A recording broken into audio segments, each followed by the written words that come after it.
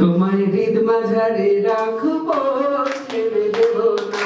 তোমায় হৃদ মাঝারে রাখবো, ছেড়ে দেব না।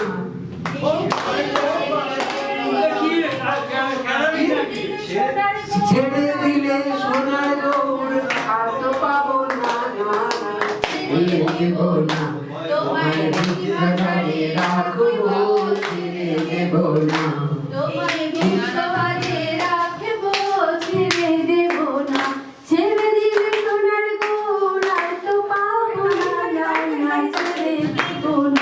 তোমায় হৃদ মাঝারে রাখবো, ছেড়ে দেব না।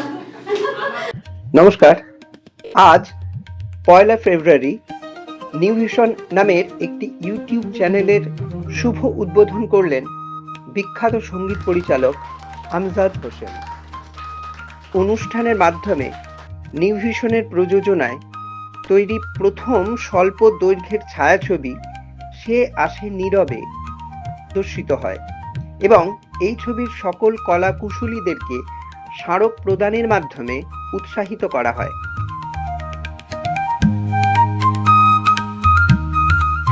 ছবিটির পরিচালক দেবেশ মিত্র মহাশয়কে তার অসামান্য পরিচালনার জন্য বিশেষভাবে সম্মানিত ও পুরস্কৃত করা হয়।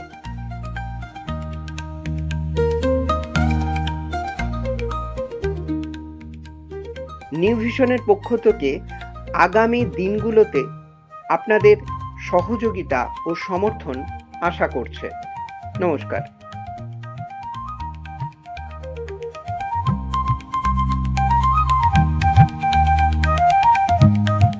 অভিনন্দন জানাই আমাকে এখানে আমন্ত্রণ করার জন্য।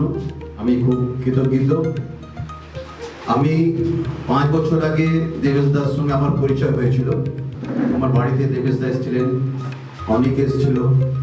তখন চেতনা আরম্ভ হবে, চেতনার কিছু গান ছিল, চেতনার কিছু ব্যাকগ্রাউন্ড ছিল, এগুলো করার জন্য আমি খুবই খুশি হয়েছি যে আজকে আমাকে দেবেশদা এখানে আমন্ত্রণ করেছে এবং এই চেতনার সিনেমার সঙ্গে আমি যুক্ত হয়ে আমি খুব কৃতজ্ঞ। এই চেতনার জন্য পুরস্কারটি আমি তুলে দিতে চাই দেবেশ মিত্রকে।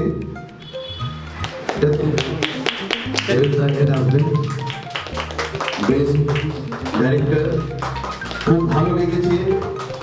আমি মিউজিক করতে গিয়ে আমি বারবার বইটা দেখেছি, আমাকে খুব ভালো লেগেছে। সে জায়গায় আমরা একটা প্ল্যানের মধ্যে করেছিলাম যে এখানে তো সবাই নতুন কেউ আর্টিস্ট বলে সেখানে ছিল না, কেউ গৃহবধূ, কেউ কর্মতা, এরকম সব। সেখান থেকে আমরা পেয়েছি একটি মেয়েকে, সে নতুন হিসেবে যেভাবে অভিনয় করেছে খুব ভালো লেগেছে বলে তাকে আজকে আমরা এখানে একটা আমাদের তরফ থেকে একটা পুরস্কার দিতে চাই, উৎসাহিত করতে চাই, যাতে আগামী দিনে তার সহযোগিতা পাই, এই চ্যানেলের সঙ্গে যোগাযোগ করে বা আমরা কিছু করতে পারি। তো আপনারা একটা হাতা লিখেন, তার নামটা দেখেন।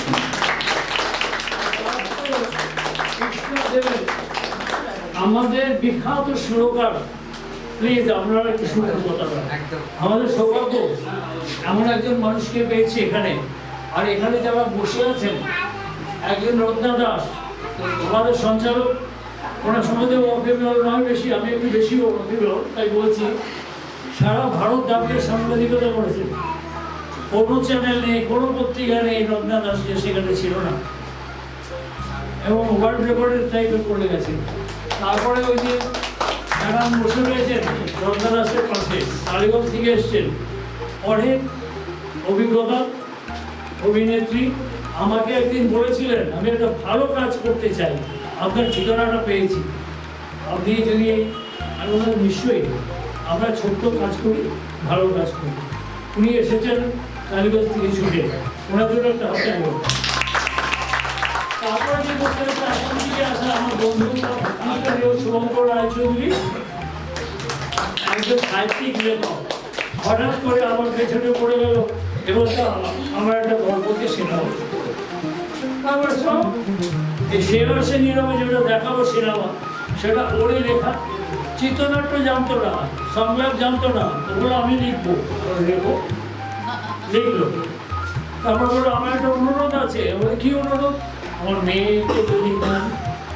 তো মেয়েকে নিয়ে এলো আমার বাড়িতে, কথা বললাম, আছে সামনে বসে আজকে নায়িকা হয়েছে। দুর্দান্ত, আমি যা চেয়েছিলাম নায়িকা হিসেবে তার থেকে ছাপিয়ে গেছে। তারপর যিনি বসে আছেন ওনার পরিচয় দেওয়ার মতো দৃশ্যটা আমার নেই। সারা ভারত চেনে, পৃথিবী চেনে। সে শ্রেয়া ঘোষাল হোক, সে তোমার সঙ্গে হোক, সে কার নাম বলবো, বাবুর সুপ্রিয়া হোক, তাদের গানের সুরকার উনি। বলিউডের ম্যাক্সিমাম এবং আমাদের সৌভাগ্যবান তাকে আজকে এই মঞ্চে প্রধান অতিথি হিসেবে পেয়েছি বলে। আপনাদের সহযোগিতা তো অবশ্যই আছে। আশা করি সবাইকে নিয়ে মানে আগামী দিনে আরো ভালো কিছু করার, সাফল্যতা অর্জন করার চেষ্টায় আছি, দেখা যাক। আজকে দেবেশ দা আমাকে যে সম্মানটা জানানো, this is a very মানে valuable gift. So I am very proud of my dear sir, Devesh Mitra and all of my team to organize this. Thank you. এই প্রাইজটা পেয়েছি এর জন্য আমি ভীষণ খুশি। আমি অভিনয়ের মানে অভিজ্ঞ না, একদমই আমি করিনি, এটাই আমার সব থেকে প্রথম ছিল এবং খুব ভালো লাগছে। আজকে প্রাইজটা পেয়ে আমি ভীষণ খুশি। থ্যাংক ইউ সবাইকে। তো আমি তো এর আগে ছোটখাটো কাজ করেছি, এতটা বড় এতটা টাফ ডিফিকাল্ট কাজ আমি প্রথম সুযোগ পেয়েছি, প্রথম কাজ করেছি। তার জন্য আমাকে রাজুদা অনেক হেল্প করেছে, আমার দেবেশ স্যারও অনেক হেল্প করেছে। সব থেকে বেশি কষ্টে বেশি ভয় আমার টাফ লেগেছিল ভয়ের জায়গাটা, যে জায়গাটা আমি ভয় একেবারেই দেখাতে পারছিলাম না, ভয় হচ্ছিল না। তো তার জন্য রাজুদাকে অনেকবার রিটেক নিতে হচ্ছে, অনেকবার আমাকে বারে দেখাতে হয়েছে সিনটা। তো ওই সিনটা আমি বলছি, যেখানে আমি ভয় থেকে উঠে গিয়ে আমি বলছি, দরজা ধাক্কানোর আওয়াজ শুনে বলছি, কে ওখানে? এরকম যখন বলছি ভয়ের সিনটা, তখন আমি ভয়টা দেখাতেই পারছিলাম না। তো তার জন্য আমাকে রাহুলদা অনেক সাহায্য করেছে, আর আমার পুরো টিম মেম্বারই অনেক সাহায্য করেছে। তার জন্য আমি তাদেরকে ধন্যবাদ জানাই, অসংখ্য ধন্যবাদ সবাইকে।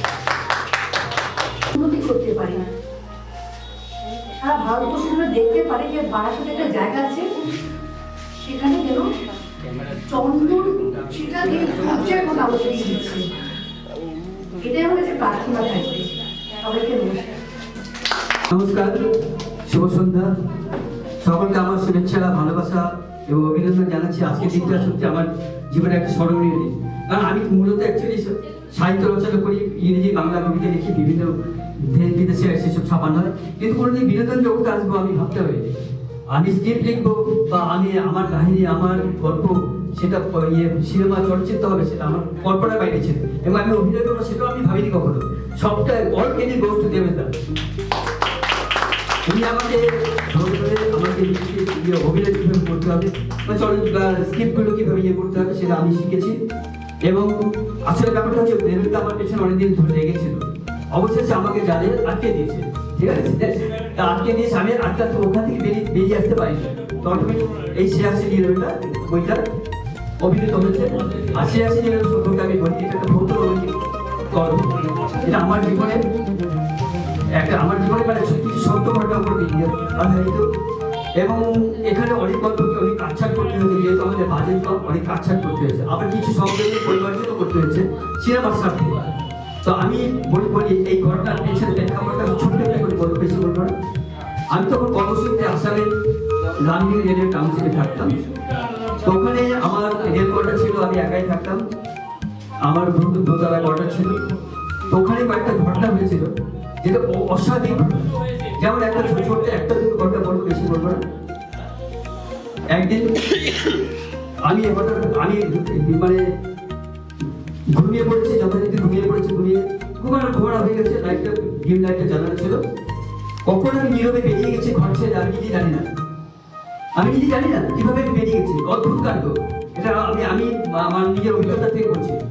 তারপর আমি বৃষ্টি দেখেছি, আমার গায়ে চমকে আমি কোথায় এলাম।